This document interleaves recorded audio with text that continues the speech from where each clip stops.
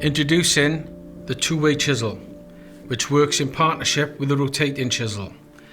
At the moment, this chisel is set for a 100mm 4-inch line, but can be extended using this bar inside here with a wheel on the top to a 150mm 6-inch line.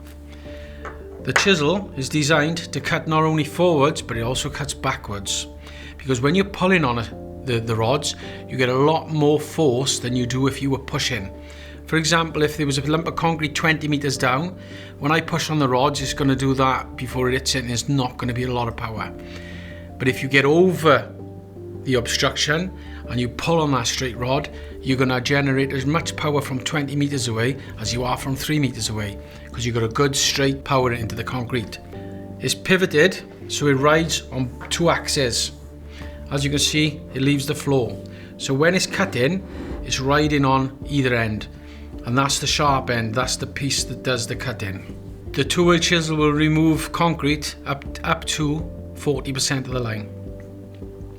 This will remove it all within a 4-inch line.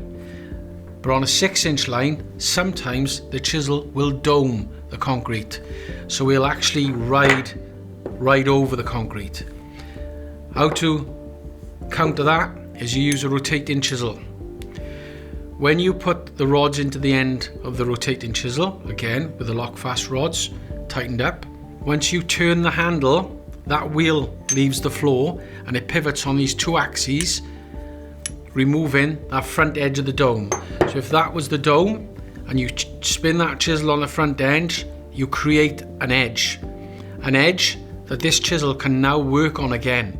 And once you've successfully removed the last remaining bits of concrete, your sewer will be clear. And the chisels have done their job.